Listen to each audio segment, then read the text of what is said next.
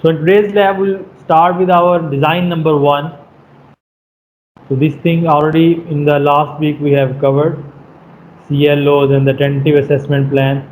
Now this is design exercise number one. So in this, first of all, we'll discuss what is the statement of this design, and then later we'll discuss the related theory and procedure and the data that is given to you as a part of this design, and accordingly you have to make the graph calculations and you have to comment on the results. So the first thing is the statement of this design is to plot a graph for the given data of temperature and saturated vapor pressure of air, showing that the saturated vapor pressure is a function of the temperature. Also find the following for the given conditions. Number one, saturation deficit. Number two, relative humidity. And number three, dew point temperature. So you will be given certain data. Later on I will discuss that. You will be given four conditions and accordingly four temperatures and the vapor pressures, and you will also be given the temperature and saturated vapor pressure data to plot the saturation curve or to plot the saturation vapor pressure as a function of temperature curve. So let us discuss first of all the related theory to this design, and then we'll come to the data and the procedure for the calculations, graph, etc. So first of all, what is hydrology? It is the scientific study of hydrological cycle. In your first lecture, you must have discussed in detail with Dr. Noor. So hydrology is the study of waters on the earth. Everything relating to water, whether it's the occurrence, whether it's the precipitation, movement of water from atmosphere to earth and back to atmosphere, in the form of surface runoff, subsurface runoff, in the form of overland, in the form of groundwater flow, evaporation, evapotranspiration, and interaction with the environment. So everything relating to water that comes under the scope of hydrology. So you can see a diagram shows different components of the hydrological cycle. You can see precipitation taking place over the land surface. So we have the cropland, part of it is will flow towards the river body, towards the water body as overland flow. Part of it will be infiltrated, it will join the groundwater table and will be a groundwater flow. Some precipitation will fall over the land, the water surface as well. There will be evaporation, there will be evapotranspiration, etc. So all this is the water cycle component, and the study of this is known as the hydrology. So hydrology has been defined in different ways by various authors. So that is discussed in these two or three slides. So M. N. Awan has defined as the hydrology is the science of waters of the earth, their circulation and distribution over the globe, their physical and chemical properties, their interaction with the physical and biological environment. So this is called as hydrology. Hydrology is concerned with the circulation of water and its constituents through the hydrological cycle. It deals with the precipitation, evaporation, infiltration, groundwater flow, runoff, stream flow, and the transport of substances dissolved or suspended in the flowing water. So this all is covered under the hydrology. This is all is the scope of the hydrology. Another way to which has defined by Wiseman Warren, hydrology is the earth science. It encompasses the occurrence, distribution, movement, and properties of waters of the earth.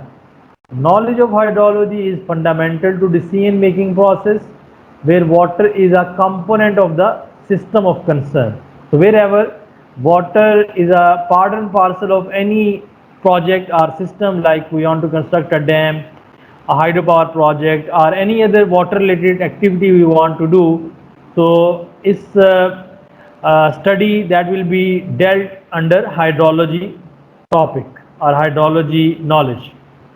Water and environment issues are inextricably linked.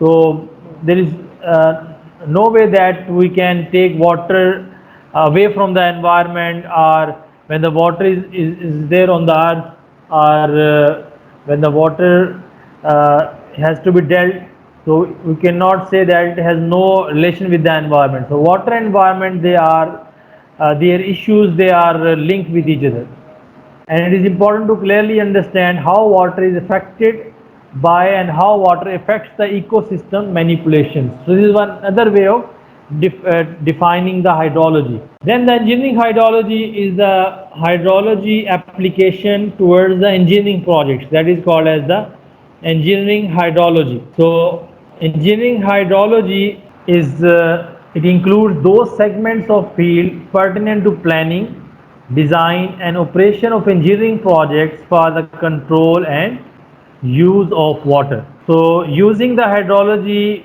in engineering works, that is the engineering hydrology, which include the planning, design, construction and operation of the hydraulic structures like dams, barrages, spillways, similarly canals, headworks, weirs.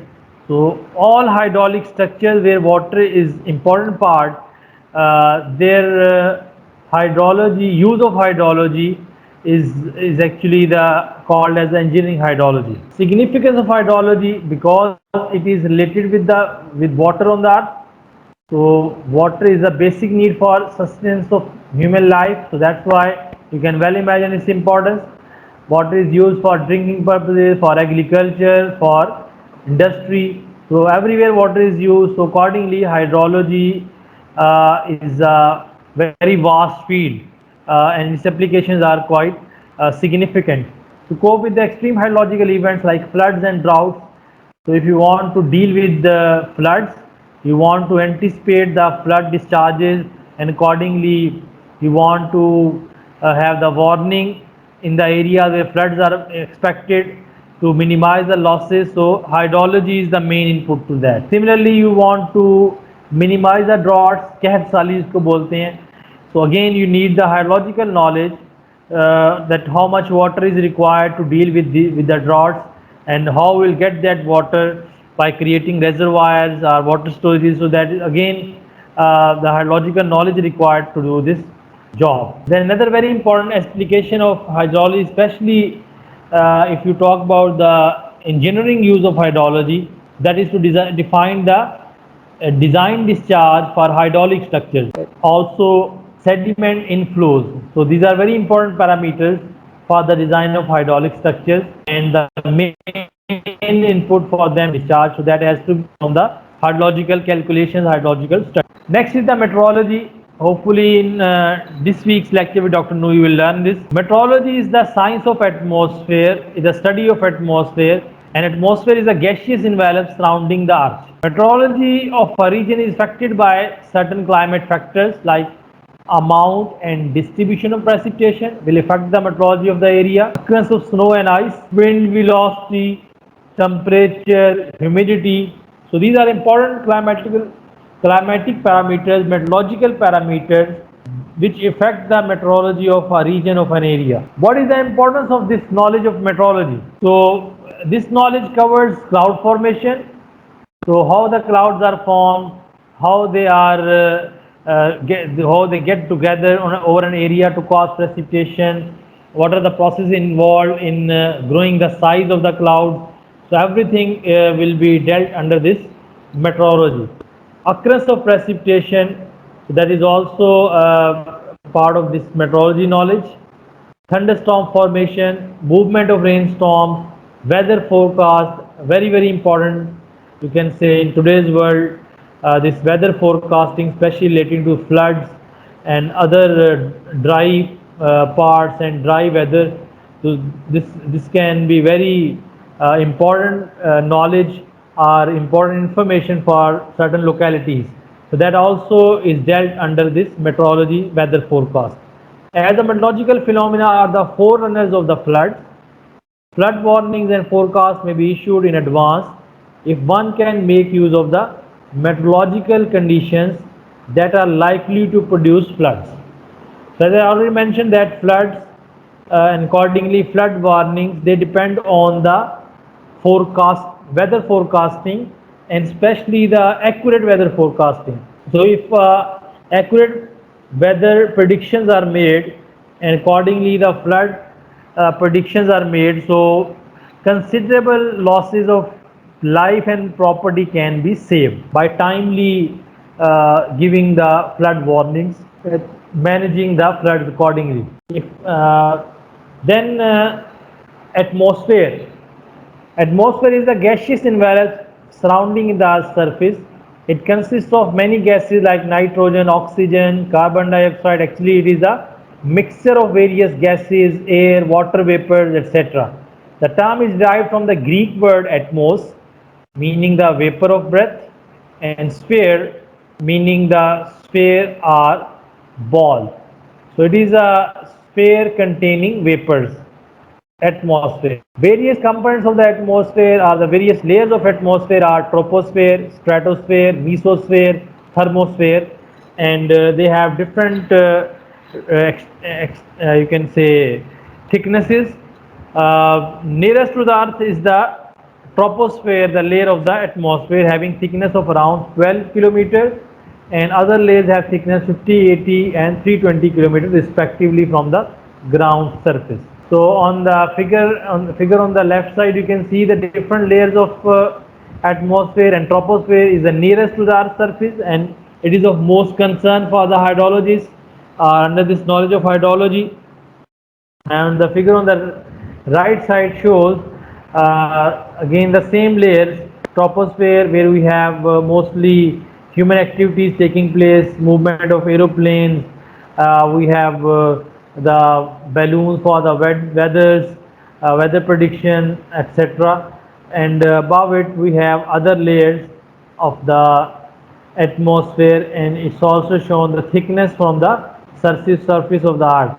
Troposphere or hydrosphere, as it's mentioned that it is the layer of atmosphere which is near the earth's surface, adjacent to the earth's surface, and it contains 99% of atmospheric water. That's why it is called as hydrosphere, because it contains maximum water of the atmosphere. Its average thickness is around 12 kilometers, and for civil engineers dealing with hydrology, this is the most important atmospheric layer, because all the processes like cloud formation, thunderstorms, precipitation, they take place in this layer. Atmospheric water. It is the amount of water present in the atmosphere. Actually, it is present in the troposphere or hydrosphere of the atmosphere. It is in the form of water vapor, ice crystals, clouds, and precipitating particles. These are different forms in which this water vapor is. These water vapors are present in the troposphere or hydrosphere layer of the atmosphere. The quantity of water present in the atmosphere is approximately 12,900 cubic kilometers, and it is about 0.001% of the total global water and 0.5% of the volume of atmosphere. Vaporization is the process of transformation of water from liquid state to vapor state. You already know it.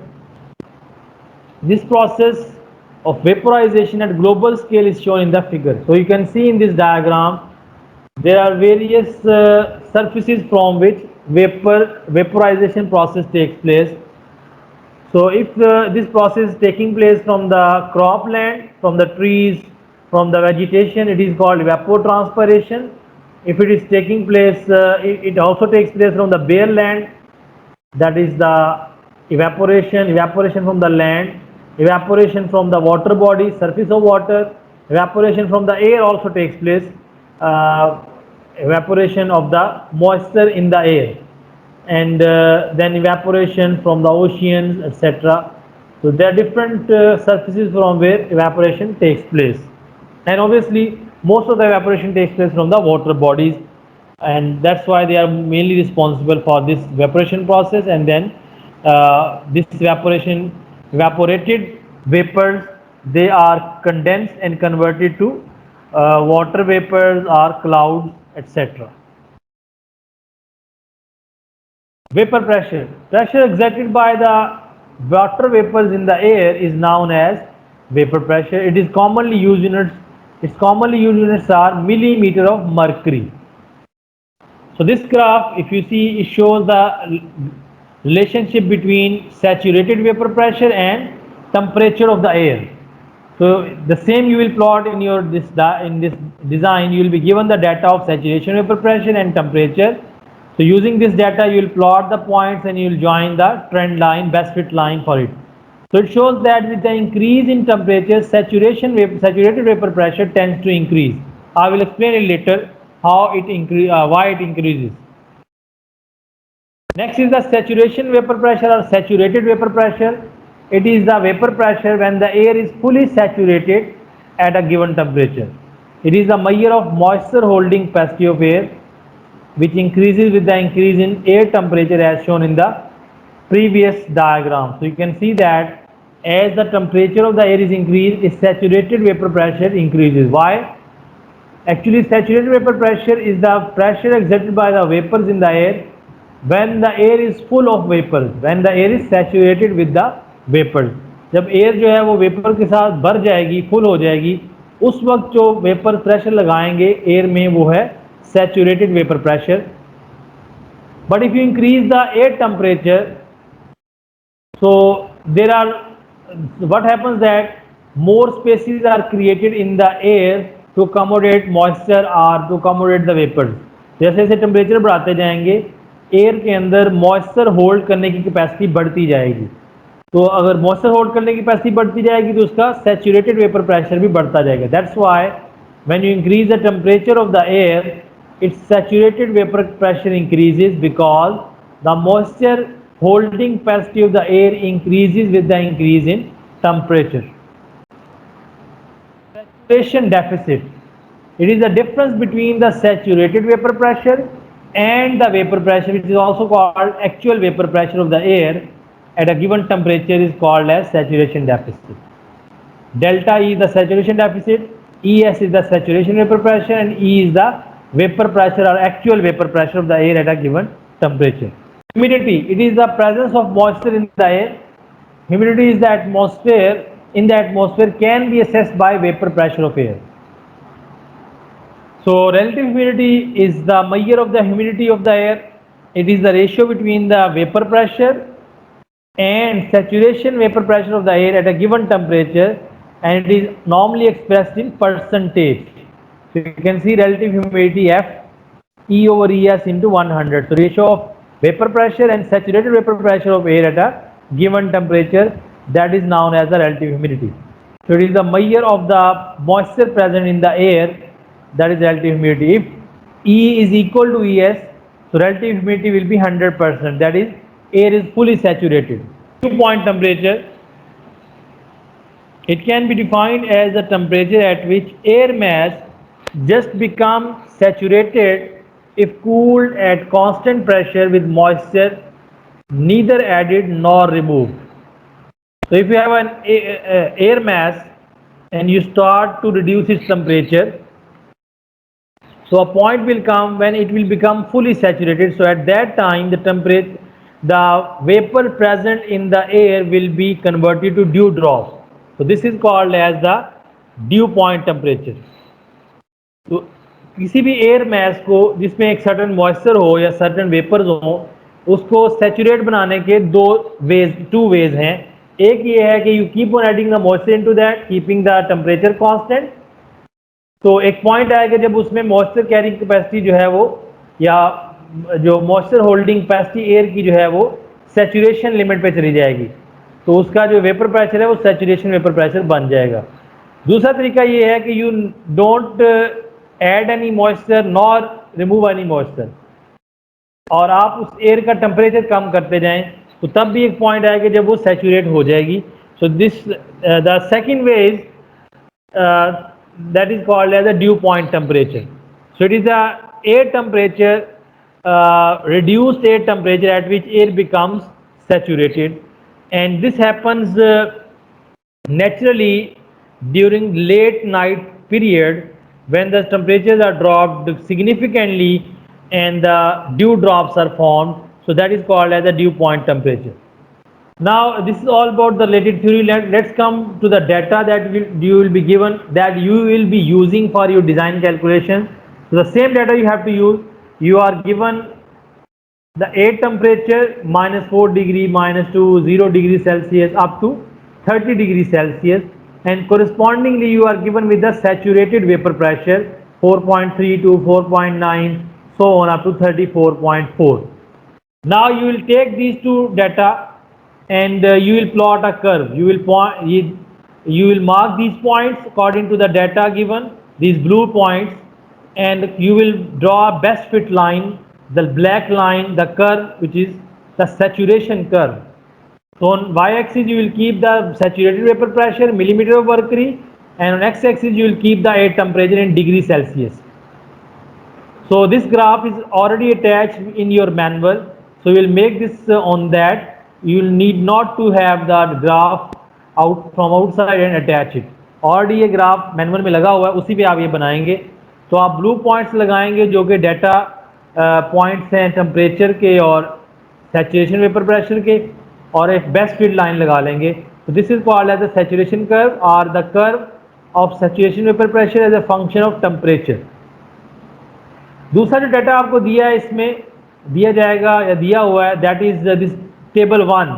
ये table 2 वही है जो पहले मैंने दिखा दिया, temperature और saturation pressure. Table 2 जो है, टेबल 1 जो है, you are given the 4 conditions.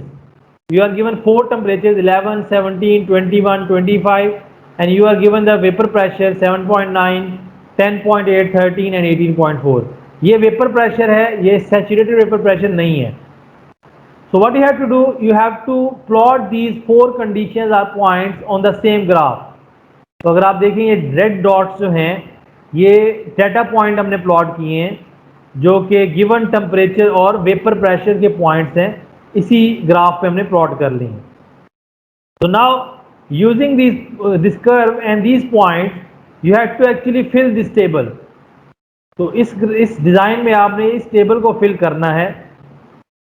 You are given the 4 conditions, you are given the air temperature, you are given the vapor pressure accordingly.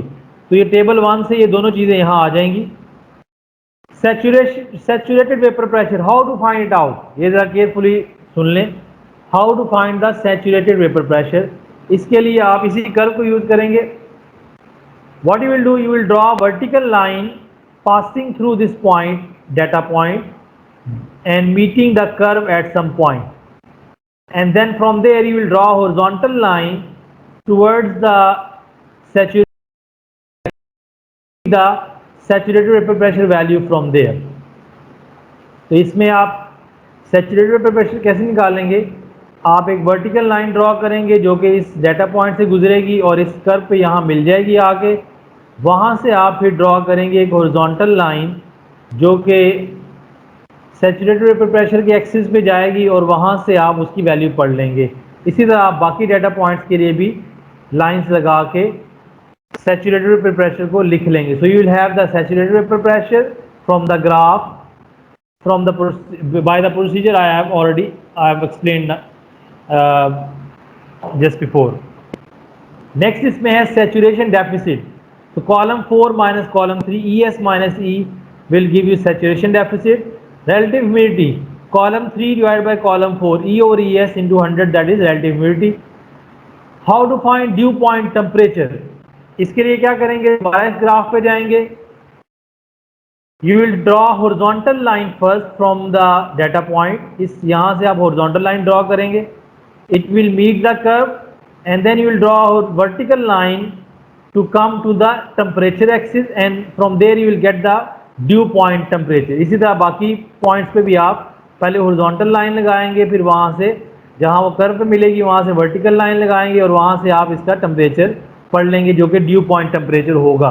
तो इस तरह आप इसको टेबल को कंप्लीट कर लेंगे. ये प्रोसीजर इसमें लिखा हुआ है क्लियर कि किस तरह आपने इसको करना है, जो मैंने ऑलरेडी एक्सप्लेन कर दिया. रिजल्ट्स आपने इसमें टेबल में शो कर देने हैं, ये वाले टेबल में, और उसके बाद आपने कमेंट करना है रिजल्ट्स पे कि what is the effect of temperature on saturation deficit, on relative humidity and due point temperature, और क्या इसकी पॉसिबल रीजंस हैं. क्या टेम्परेचर बढ़ाने से सैचुरेशन डेफिसिट बढ़ रहा है या कम हो रहा है, और क्यों बढ़ रहा है या कम हो रहा है उसकी रीज़न बता देनी है. रिलेटिव ह्यूमिडिटी बढ़ रही है, कम हो रही है टेम्परेचर बढ़ने से, उसकी रीज़न क्या है. ड्यू पॉइंट टेम्परेचर बढ़ रहा है, कम हो रहा है, उसकी रीज़न क्या है? तो everything you should write in this box as far as the comments are concerned. So already I've explained the data. So this completes our first design for this week. And now I will come move to the question answer session, so that if you have any question you can ask. Yes sir, due point temperature का एक बार explain कर दें। Due point temperature, इसमें पहला step तो ये है कि आपने ग्राफ बना लिया, ठीक है, ग्राफ बना लेंगे ना, ये वाला ग्राफ जो है। Yes sir. हाँ, उसके बाद आपने ये 4 पॉइंट्स लगा लिए जो कि डाटा टेबल 1 में दिया हुआ है, ठीक है। ओके फिर सर। आपने क्या करना है, हर पॉइंट से एक हॉरिजॉन्टल लाइन ड्रॉ करनी है जो कि इस कर्व को जाके मिलेगी। फॉर एग्जांपल ये पॉइंट 1 से हमने डाटा पॉइंट 1 से हॉरिजॉन्टल लाइन ड्रॉ की, वो यहाँ कर्व को जाके मिल गई। यहाँ से आपने वर्टिकल लाइन लगानी है और टेम्परेचर वाले एक्सिस से वो वैल्यू पढ़ लेनी। तो ये ड्यू पॉइंट टेम्परेचर। इसी तरह बाकी पॉइंट्स पे आपने यही करना है। Yes sir. चलो जी, और कोई question? Sir saturated vapour pressure का प्रोसीजर रिपीट कर दें। सैचुरेटेड प्रेशर का भी मिलता जुलता ही प्रोसीजर है टेम्परेचर से। उसमें आपने करना ये है कि एक वर्टिकल लाइन ड्रॉ करनी है जो कि इस डाटा पॉइंट से गुजरेगी, वो भी कर्व को मिलेगी जाके। वहाँ से आपने हॉरिजॉन्टल लाइन लगानी है और यहाँ से आपने जो सैचुरेशन वेपर प्रेशर का एक्सिस है वहाँ से उसकी वैल्यू पढ़ लेनी। इसी तरह बाकी पॉइंट्स के लिए भी यही करना है। ठीक है, अभी क्लियर है? Is it clear? Yes sir. चलो, और कोई क्वेश्चन भाई किसी का?